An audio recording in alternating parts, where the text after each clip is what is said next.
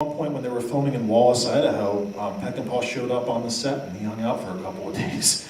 And they said that he was, I guess hanging out at the bordellos in Wallace, Idaho. Right, the same bordellos that he got Isabelle Huppert and the other girls to visit for Atmosphere for about a week to see what that was like. The difference, of course, is that Peckinpah's violence is, almost poetic and beautiful in a way, and the violence in this film, I don't think you could ever say that. It really is kind of shocking, and and it's weird. I've seen this movie so many times, and that battle sequence at the end, I don't know if this print has things I've never seen before, or if it's just seeing it in this clarity, but there are things I was seeing that I don't recall ever seeing before.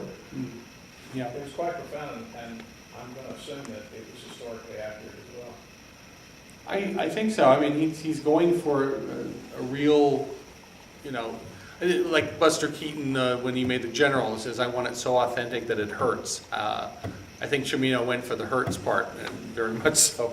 I believe, according to the actual history, the giant battle sequence at the end never quite happened. It was a standoff between the townspeople and the mercenaries, and then it was like in the film that the National Guard then swooped in and saved the day.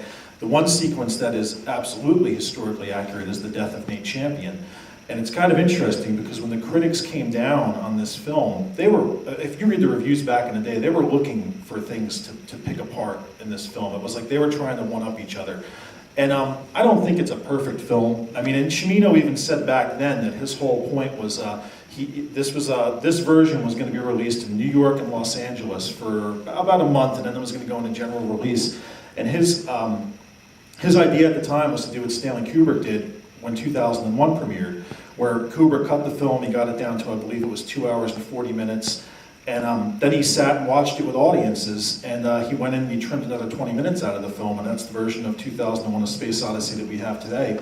And in the same interview that I was quoting before, Cimino said that his original intention with the film was to watch it with several audiences in New York and LA, and then tinker with it and fine-tune it before it went into general release, which was originally scheduled for, I believe, February of 1981, but after the critics in New York ripped the film apart, they pulled it. But when I was pointing out about this sequence with Champion's death, that sequence is absolutely historically accurate, down to him writing in his notebook, while the place was burning down before he ran outside and got shot to death. And the critics back in the day, trying to tear this film apart, Roger Ebert makes a huge point in his review as to how ridiculously unbelievable that sequence is.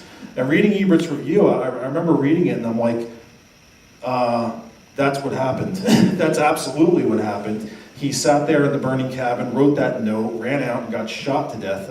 So Ebert was attacking the film for being unrealistic in a sequence that absolutely was realistic. It was how it happened. Based on a real Yeah. incident, it happened. Yeah. What year did this happen? Did the real event happen? It was in the 1890s. Yeah. I believe it was 1892. Was it Wyoming? Yeah, it was, right? Wyoming Yeah. Range Wars. Yeah. How many people, when they came in there, they killed most of them. The settlers, they killed most, how many were left? Well, in real life, there weren't that many who were killed. Like what happened was, it was a standoff between the townspeople and the mercenaries. The people who got killed were the characters, the Christopherson character and the Isabelle Huppert character, who were quite different in real life, and Nate Champion and his guys. They were really the only ones that got killed in the end. And then there was, the government came in and stopped it before it escalated.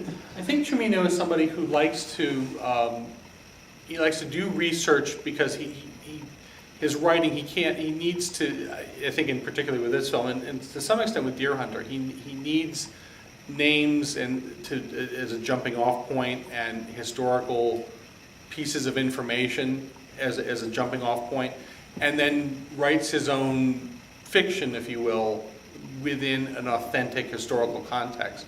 So a lot of for example, the complaints about Deer Hunter being, the Russian roulette with the Viet Cong and all that not being, being able to be substantiated and things like that. Again, I think he does a lot of research, finds the components and pieces that he likes. In this picture, as he just said, James Averill was a postmaster. He was not a Harvard graduate of privilege, and he was hung. in this skirmish. But he liked the name, and then he found out about this Ella Watson character, and apparently they were involved with each other, and she did run a bordello. And so but he finds the names and whatnot, and then he writes what he wants, for the characters for his photo play, So, but that is what gives the authenticity that he feels he needs to. Yeah. I believe his quote back then was that one uses history in a very free way. So, visually the film is absolutely historically accurate, Right. but if you're going to tell a story from history, absolutely historically accurate, in a lot of instances it's just going to be downright boring. So, you take the actual incident and you make it interesting. Right. Yeah. How did the actors feel in terms of working as some actors say, oh, I want to go work for Woody Allen now. Right. Yeah. How did the actors like Christopherson? Well, Christopherson and Jeff Bridges have consistently over the decades up until this day, every time they're ever asked about it or interviewed, they are in total support of the film. They think they worked on a great piece of art. They support Cimino. We never hear from Walken, although I think, yes, what? Well, Isabelle Huppert. Yes, I was going to get to that. That Isabelle Huppert. There's a French DVD that came out, this big deluxe box. I actually brought it with me if you want to take a look at it. And there's an interview with her on it, but it's of course in French. And my wife speaks French, so we watched it together and she translated. And Huppert just said, he had total confidence in him while we were making the picture. That we felt that we were in good hands, that he knew exactly the vision that he wanted, that there was no wavering. Is that what you more or less? Yeah. And Vilma Sigmund said the same thing. Yeah. Vilma Sigmund, same thing. There was definitely crew on the picture that were probably jeering. Brian Buchanan, who I spoke with, said they had some nicknames for him, like Baby Buddha, and I've heard they were calling him the Ayatollah, because of course the Iran situation, stuff like that.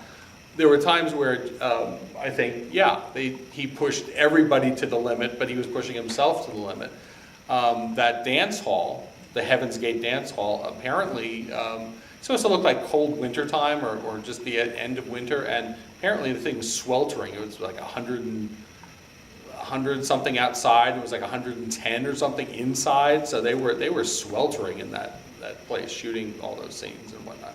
Yeah, Rob. He obviously didn't make enough movies to live off the residual, and in the last 30 years he hardly made any movies. What's he been doing?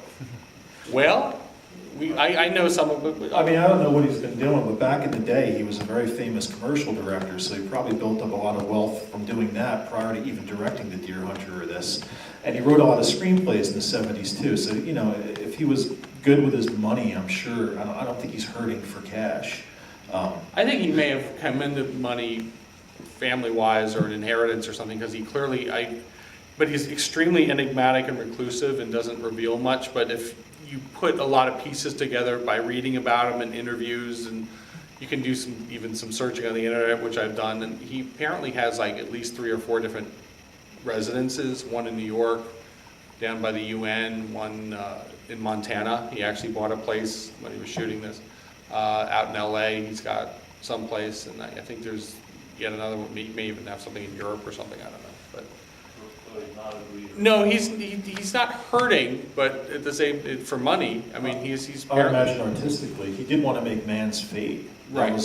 That was like a script he's been trying to get off the ground for ages, and just hasn't been able to get them financed. Yeah, he did, after this, he did Year of the Dragon, which was not a bit, it was a 2.5-hour picture with Mickey Rourke. This is Mickey's second film is this. And Mickey stars in that, and that's a very solid, decent, Chinese mafia against an obsessed New York police detective played by Rourke. Also with great bits of exposition and violence and 2 very obsessive characters, fighting against each other and that sort of thing. And then the Sicilian is kind of interesting, but Christopher Lambert's just not a good actor, and so that doesn't work as well as it should.